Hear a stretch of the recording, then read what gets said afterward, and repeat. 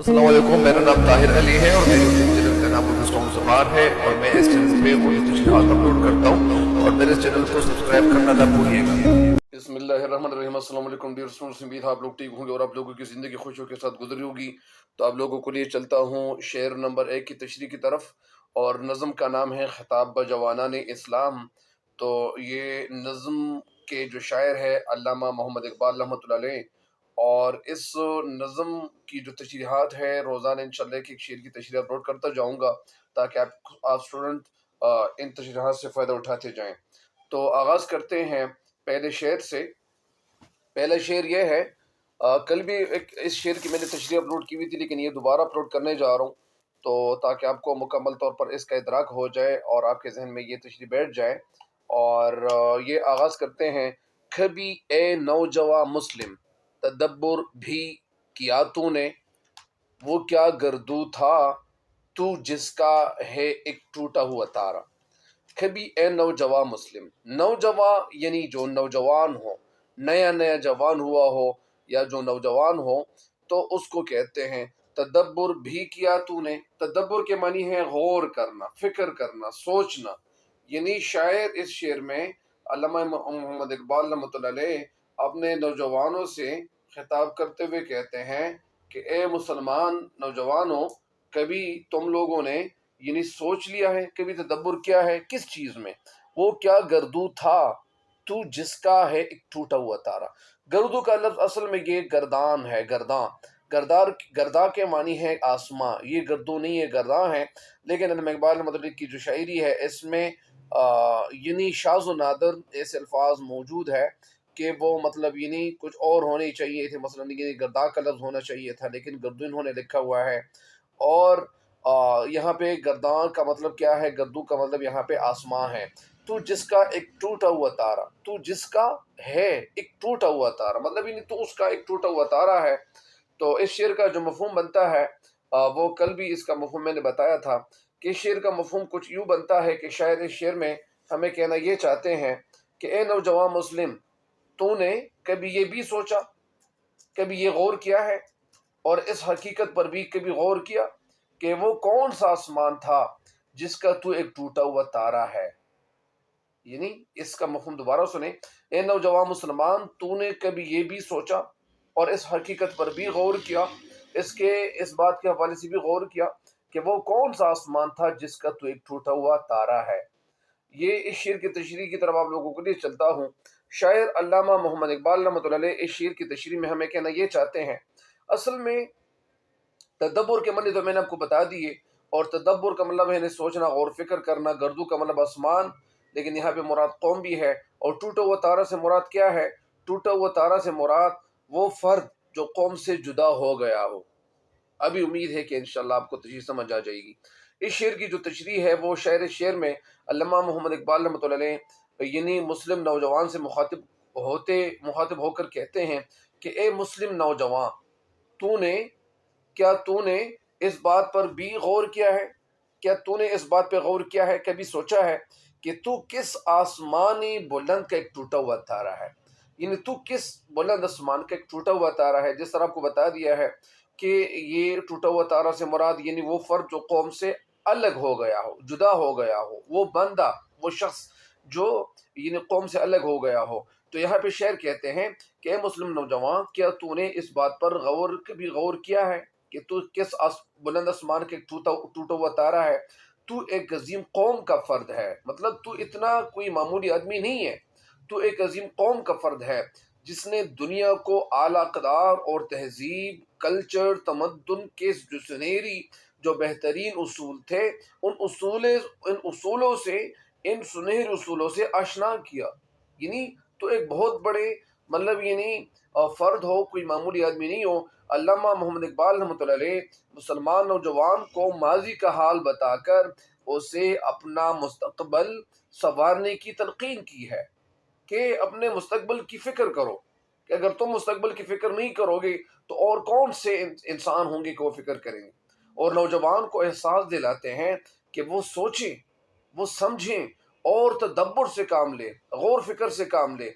जिस तरह अल्लाह ताला के कलाम में यानी अल्लाह फरमाता है, अफला تتفکرون، کیا تم مطلب فکر نہیں کرتے، کیا تم لوگ سوچتے سمجھتے نہیں ہو؟ تو یہاں پہ شاعر کہتے ہیں کہ وہ نوجوان کو احساس دلاتے ہیں کہ وہ سوچے اور سمجھے اور غور و فکر کرے اور ارد گرد دیکھے کہ یہ اس دنیا میں انسان کی حقیقت کیا ہے، انسان کو اللہ تعالیٰ نے کیا کیا عطا نہیں کیا ہے۔ ہر انسان کے اندر اللہ تعالیٰ نے بے پناہ قابلیت رکھی ہوئی ہے، اور آگے شعر کہتے ہیں کہ اس کی حقیقت کیا ہے۔ انسان کو یہ سمجھنا چاہیے کہ میری کیا حقیقت ہے، میں اس دنیا میں کیوں آیا ہوا ہوں، کیا وجہ ہو سکتی ہے کہ میں یہاں پہ اللہ تعالیٰ نے مجھے بھیجا ہے۔ تو شعر یہی کہتے ہیں کہ تو کس آسمان کا ٹوٹا ہوا تارا ہے، تو کس آسمان کے ٹوٹا ہوا تارا ہے، جس طرح آسمان میں تارے ہوتے ہیں۔ تو یہاں پہ مراد گردوں سے مراد آسمان کا لفظ اقبال نے آباء و اجداد کے لیے استعمال کیا ہے، جو ہمارے آباء و اجداد تھے، جو ہمارے بزرگ تھے اور جو ہمارے اسلاف تھے۔ تو اسلاف کی طرف اشارہ کرتے ہیں، بزرگ کی طرف اشارہ کرتے ہیں، وہ آباء و اجداد جو اپنے علم و فن، کردار، ہنر اور عظمت کے حوالے سے تمام دنیا کے لیے ایک مثال تھے۔ میں اگر ایک بات یہ بھی بتا دوں کہ ایک وقت تھا کہ بغداد علم کا ایک مرکز تھا، اور لوگ جوک در جوک یہاں پہ علم سیکھنے کے لیے چلے آتے تھے۔ اور اس وقت میں نے کتاب میں پڑھا ہوا تھا، اس کتاب میں لکھا ہوا تھا کہ بغداد جب علم کا مرکز تھا تو اس وقت یورپ کے جو بادشاہ تھے وہ اس وقت اپنے نام سیکھنے، جو املا کا نام تھا، مطلب اپنے نام کا املا سیکھنے کی کوشش کر رہے تھے یا کر رہا تھا۔ تو اس وقت کہنے کا مقصد یہ ہے کہ اس وقت مطلب جو مسلمان تھے تو ان کے پاس علم کے خزانے بھرے پڑے تھے، اور مسلم سائنٹسٹ دنیا میں انہوں نے ایک اعلیٰ مقام حاصل کیا تھا۔ لیکن بہرحال کہنے کا مقصد یہ ہے کہ علامہ اقبال رحمۃ اللہ علیہ یہاں پہ ہم نوجوان مسلمانوں کو یہ خطاب کر رہے کہ تم اپنے آباء و اجداد کے حوالے سے سوچو کہ وہ لوگ کیا تھے، ان کی عظمت کتنی تھی۔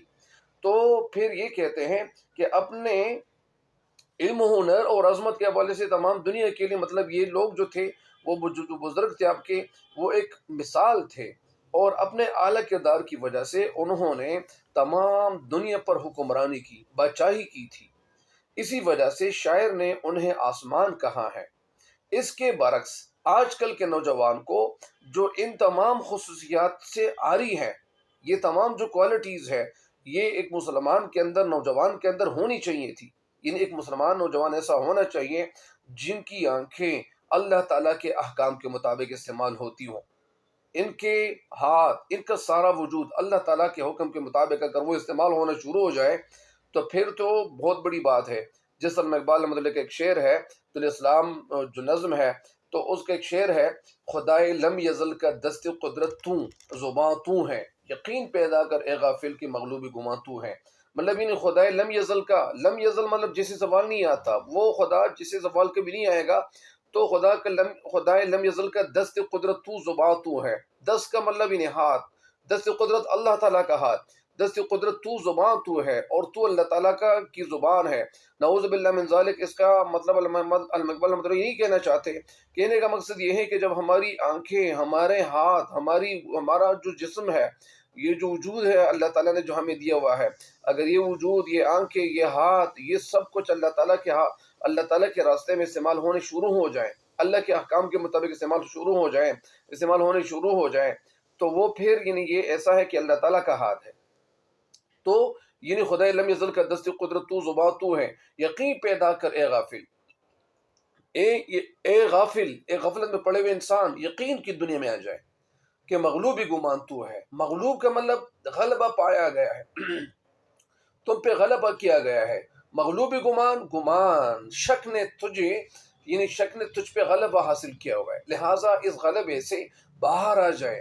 تیرے اندر اللہ تعالیٰ نے بے پناہ صلاحیت عطا کر رکھی ہے، اور اگر ان صلاحیتوں سے فائدہ اٹھائیں گے، ظاہری بات ہے کہ میں آج کل فیس بک پیجز پہ ایسے لوگوں کو دیکھتا ہوں، ایسے بچوں کو دیکھتا ہوں کہ وہ بہت اچھی باتیں کرتے ہیں، وہ کتابوں کا مطالعہ کرتے ہیں اور اپنے ٹائم کو بالکل ویسٹ نہیں کرتے۔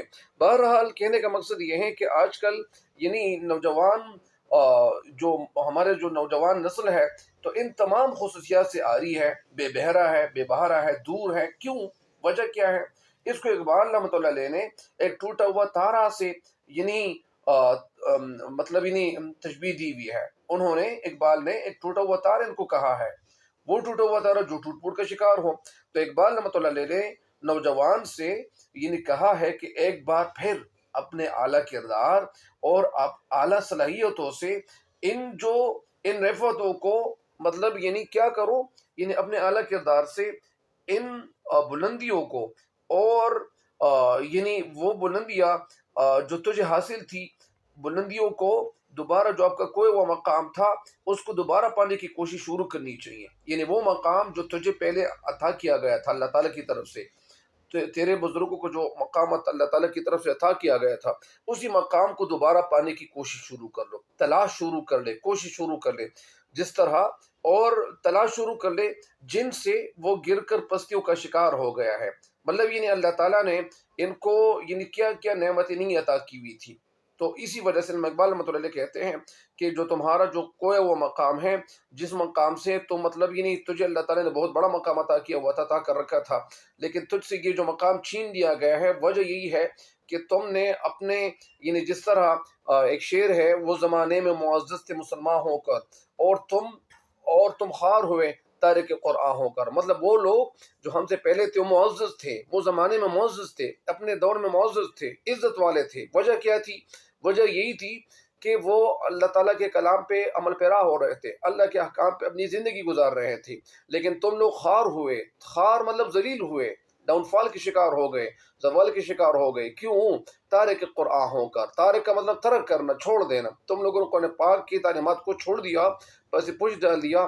قرآن پاک کو صرف طاقوں میں رکھنے کے لیے لوگوں نے تو رکھا ہوا ہوتا، لیکن تلاوت کوئی نہیں کرتا۔ تو تلاوت کرنی چاہیے۔ جب آپ تلاوت کریں گے، ایک وقت تک کہ جب میں چھوٹا تھا تو اس وقت ہر گھر کے اندر برکت ہوتی تھی، لیکن آج کل وہ برکت کیوں چلی گئی ہے؟ وجہ یہی ہے کہ ہر کسی کے پاس موبائل ہے اور وہ موبائل کی تلاوت کرتے ہیں۔ نعوذ باللہ من ذالک، یہ بڑی حیرانی والی بات ہے۔ تو اللہ تعالی ہم سب کو نیک اعمال کرنے کی توفیق عطا فرمائے، اور اگر کوئی اللہ تعالیٰ کے احکام پہ عمل پیرا ہوگا، ساتھ ساتھ ہمارے پیارے نبی حضرت محمد مصطفیٰ صلی اللہ علیہ وسلم کی پیارے طریقوں کے مطابق، سنت طریقوں کے مطابق زندگی گزارے گا، تو یہ لوگ پھر کامیاب ہو جائیں گے۔ ان لوگوں کو اللہ تعالیٰ پھر کیا کرتا ہے؟